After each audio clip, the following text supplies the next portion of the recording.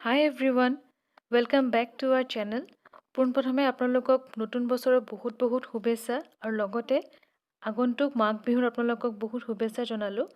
আশা কৰোঁ এই বছৰটো সকলোৰে ভালে কুশলে পাৰ হয়। আজি মই আপোনালোকলৈ এটা খুব টেষ্টি চুজিৰ লাড়ু ৰেচিপি লৈ আহিছোঁ। আহক তেতিয়াহ'লে ভিডিঅ'টোত চাওঁ মই আজি কেনেকৈ বনালোঁ। চুজিৰ লাড়ু বনাবলৈ মই ইয়াতে 2 কাপ চুজি লৈছোঁ। একেটা কাপৰ জোখতে আধা কাপ মই ডেচিকেটেড কোকোনাট লৈছোঁ, আধা কাপ গাখীৰ, 1 কাপ চেনি, অলপ ঘি ল'ম আৰু এইখিনি গাখীৰৰ মালাই আপোনালোকে থাকিলে ল'ব, নাথাকিলে নিদিলেও হয়। আৰু ড্ৰাই ফ্ৰুটছৰ ভিতৰত মই লৈছোঁ অলপমান আলমণ্ড বাদাম, অলপ পিষ্টা বাদাম আৰু কেইটামান খিচমিচ। আপোনালোকে নিজৰ মন পচন্দৰ যিকোনো ড্ৰাই ফ্ৰুটছ এটা ব্যৱহাৰ কৰিব পাৰিব। এতিয়া এখন ননষ্টিক পেন গৰম হ'বলৈ দি মই ইয়াত প্ৰথমে 3 চামুচ ঘি দি দিম।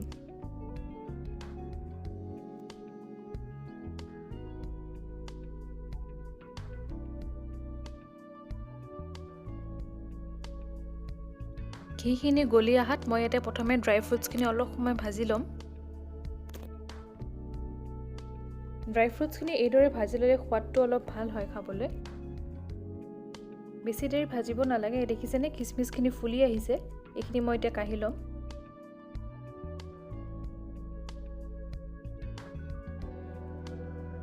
ইয়াতে এতিয়া মই চুজি 2 কাপ দি দিছোঁ। আপোনালোকে যদি ঘি কম হ'ব বুলি ভাবে অলপমান দি ল'ব পাৰিব। জুই ফ্লেমটো আমি ল' কৰি এইদৰে কণ্টিনিউৱাছলি আমি লৰাই চুজিখিনি অলপ সময় ভাজি থাকিম। চুজিখিনি আমি কণ্টিনিউৱাছলি লৰাই থাকিব লাগিব, নহ'লে জ্বলি যাব পাৰে।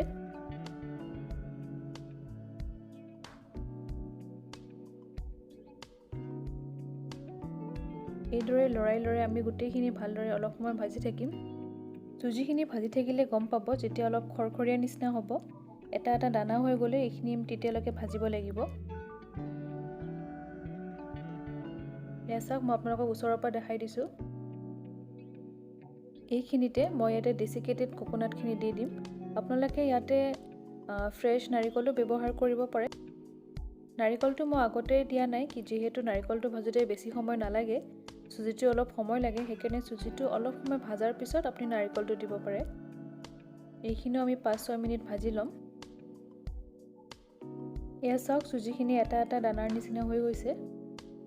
এতিয়া মই ইয়াতে চেনি 1 কাপ দি দিছোঁ। চেনিটো আপোনালোকে পাউডাৰ কৰিও দিব পাৰে, এনেকৈ গোটা চেনি দিলে অলপ বেছি সময় লাগে। যদি কাৰোবাৰ ঘৰত মিক্সি নাথাকে, এইদৰে গোটা চেনি দিও আপোনালোকে এইখিনি বনাব পাৰিব। চেনিখিনি অলপ দেৰি মিহলি কৰি ইয়াতে মই এতিয়া এই মালাইখিনি দি দিম।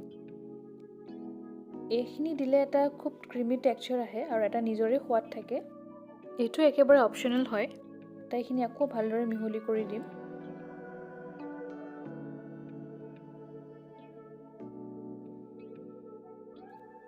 এতিয়া অলপকৈ মই ইয়াতে গাখীৰখিনি দি মিহলি কৰি যাম। একেবাৰতে গোটেইখিনি গাখীৰ দি নিদিব, লাহে অলপকৈ গাখীৰখিনি মিক্স কৰি গ'লে এটা আন্দাজ পোৱা যায়। চুজিৰ লাড়ুটো বহুত ধৰণে বনাব পাৰি। কিছুমানে চেনিটো পগাই পেলাইও বনায়, বাট তেনেকৈ বনালে কেতিয়াবা টান হৈ যাব পাৰে। আপোনালোকে সেইবাবে এবাৰ এইদৰে বনাই খাই চাবচোন, বহুত টেষ্টি হয় আৰু বহুত ভাল লাগে খাবলৈ। মই অলপ শুকান যেন লাগাত আৰু অলপ গাখীৰ দি দিছোঁ। মই টোটেল ইয়াতে 3/4 কাপ গাখীৰ ব্যৱহাৰ কৰিছোঁ।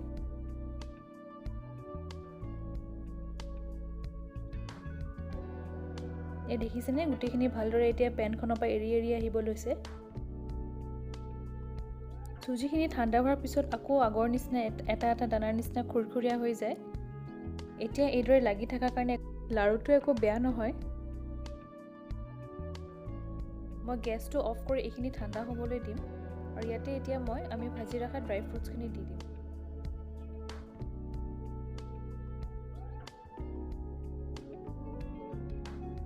এইখিনিও ভালদৰে গোটেইখিনি মিহলি কৰি দিম।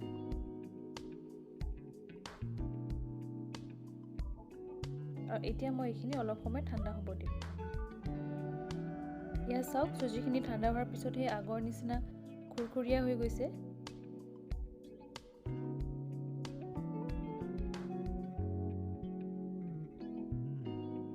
এইখিনি এতিয়া আমি লাড়ু বনাই ল'ম।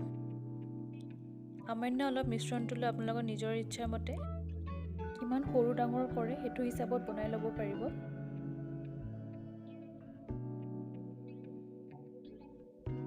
এয়া মোৰ প্ৰথমটো লাৰু ৰেডি হৈ গ'ল। একেধৰণে মই বাকীকেইটা লাৰু বনাই ল'ম।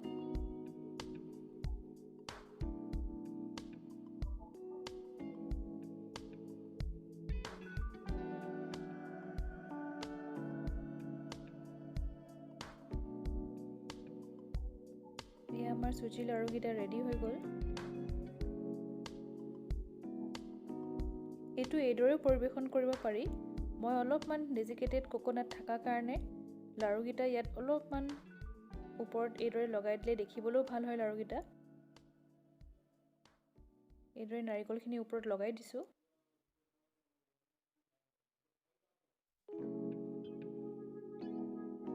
একেধৰণে মই বাকীকেইটাও এইদৰে লগাই ল'ম।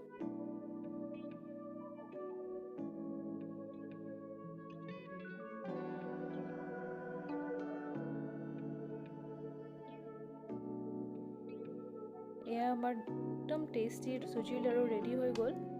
এইবাৰ আপোনালোকে ঘৰত এইদৰে বিহুত বনাই চাবচোন, খাবলৈ বিৰাটেই টেষ্টি হয়।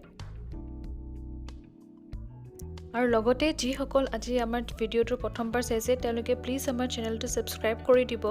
ভিডিঅ'টো ভাল পালে এটা লাইক কৰিব, শ্বেয়াৰ কৰিব, কমেণ্ট কৰিব আৰু কাষতে থকা বেল আইকনটো প্ৰেছ কৰি অল কৰি দিব যাতে আহিবলগীয়া ভিডিঅ'সমূহৰ ন'টিফিকেশ্যন পাই থাকে। Thank U.